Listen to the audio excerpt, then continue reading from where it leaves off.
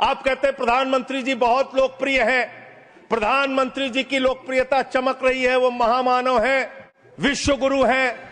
तो ये कौन सी लोकप्रियता है प्रधानमंत्री जी की कि भाई प्रधानमंत्री जी की कौन सी लोकप्रियता है कि ईवीएम से चुनाव कराएंगे तो लोकप्रियता कायम रहेगी, बैलेट से चुनाव कराएंगे तो लोकप्रियता खत्म हो जाएगी? अरे भैया, दोनों में अगर लोकप्रियता कायम है तो बैलेट से चुनाव करा लो, उसमें भी पता चल जाएगा कितने लोकप्रिय है प्रधानमंत्री जी। तो आप तो कहते हैं मुसलमान देश की आबादी बढ़ा रहे हैं, आप तो 6-6 महीने में 18-18 साल के बच्चे बढ़ा ले रहे हैं, 33-33 वोट बढ़ा ले रहे हैं। ये कहां से आ रहे हैं? ये कहां से आ रहे हैं? ये आबादी आपकी कैसे बढ़ रही है? दिल्ली में पूरी तरीके से आपने चुनाव का घपला किया, जिसका हम लोगों ने लिखित शिकायत दी थी। एक ही भारतीय जनता पार्टी के पदाधिकारी ने 11,000 वोट कटवाने के लिए शाहदरा में एप्लीकेशन दी थी। 24 बीजेपी के कार्यकर्ताओं ने 4800 वोट कटवाने की एप्लीकेशन जनकपुरी में। सर, चुनाव की गड़बड़ी, सर चुनाव की गड़बड़ी, क्या सर चुनाव की गड़बड़ी पे हम नहीं बोल सकते? सर फिर हमारा टाइम जा रहा है, सर फिर हमारा टाइम जा रहा है। स्पीक ऑन द सब्जेक्ट, आपका समय जा रहा है क्योंकि आप विषय से बाहर बोल रहे हैं। सर आप बताइए, चुनाव की गड़बड़ी पे मैं नहीं बोल सकता। सर मैं आपसे पूछना चाहता हूँ, क्या चुनाव की गड़बड़ी पे मैं नहीं बोल सकता?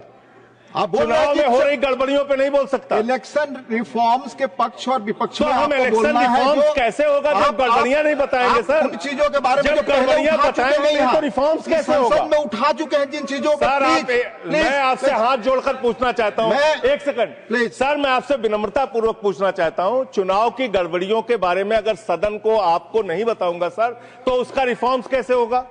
तो दिल्ली में अगर एक गड़बड़ी हुई है, जरूर आप बोले, ये आपका अधिकार है, पर स्पेसिफिक जो उदाहरण दे रहे हैं उसके बारे में पहले आप उठा चुके हो, अमान्य हो चुकी है चीजें। प्लीज नहीं सर, नहीं सर, नहीं सर, सर आपका समय जा रहा है, please come on the subject. Delhi के अंदर बड़े पैमाने पर वोट काटे गए और चुनाव में खुलेआम गड़बड़ियां की गई। अब बात करते हैं बिहार में। सर बिहार में आपने अचानक कहा पूरे राज्य का एसआईआर होगा। एसआईआर आपने कराया, करीब 65 लाख वोट काट दिए वहां पे। और मान्यवर, मैं आपके सामने कुछ विधानसभाओं की सूची पढ़ना चाहूंगा। मोतिहारी में 54,000 वोट काट दिया, बीजेपी 13,000 वोट से जीती। गोपालगंज में 66,000 वोट काट दिया, बीजेपी 28,000 वोट से जीती।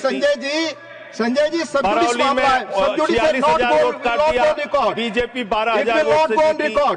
अनमोल में 37,000 वोट काट दिया, बीजेपी। ये सारी चीजें सुप्रीम कोर्ट में नहीं जाएगी रिकॉर्ड पे।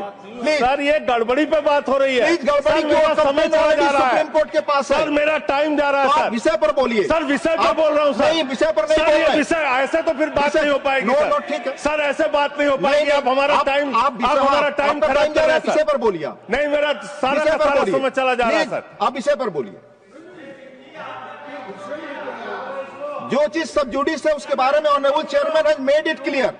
प्लीज।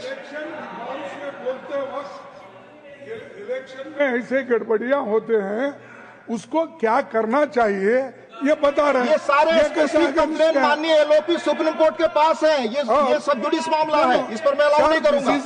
ऑलरेडी चेयरमैन ने कहा। माननीय संजय सिंह, आपका समय जा रहा है। आप सर आप बोलने ही नहीं दे रहे हैं, फिर ऐसे बोलने नहीं दे रहे हैं।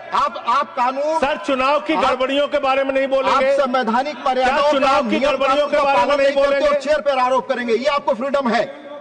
आप कुछ भी कह सकते हैं नियम कायदे के बाहर जाकर के। ठीक है सर। दूसरी बात सर, प्लीज, ईवीएम का इस्तेमाल देश के अंदर शुरू हुआ। प्लीज। और जब ईवीएम का इस्तेमाल शुरू हुआ अपनी जगह बैठे, तो देश में तमाम बहस शुरू हुई। और ईवीएम के ऊपर सबसे पहला किसी ने सवाल उठाया तो उस व्यक्ति का नाम है जीवीएल नरसिम्हा। उन्होंने बाकायदा किताब लिखी है कि लोकतंत्र के ऊपर खतरा है ये ईवीएम। और उसके बारे में लाल कृष्ण आडवाणी जी ने उनकी किताब के प्रशंसा करते हुए और ईवीएम पे सवाल होते हुए, अब इस पे भी समस्या है, इस पे भी। तो उस पे पूरा ईवीएम के ऊपर सबसे पहले इन लोगों ने सवाल उठाया। ईवीएम किन किन देशों में था और कहां कहां बैन हो गया, मैं पढ़ के बता दे रहा हूं। जिन जिन देशों में बैन हो गया, जर्मनी में, नीदरलैंड में, आयरलैंड में, यूके में, फ्रांस में, पुर्तगाल में, इटली में, ऑस्ट्रेलिया में, नॉर्वे में, कनाडा में, बेल्जियम में, साउथ कोरिया में, इन तमाम देशों में ईवीएम था, ईवीएम बंद हो गया, ईवीएम बंद हो गया। लेकिन मुझे एक मन में शंका होती है जो आपके माध्यम से उधर बैठे हुए लोगों से पूछना चाहता हूं। प्रधानमंत्री जी का बहुत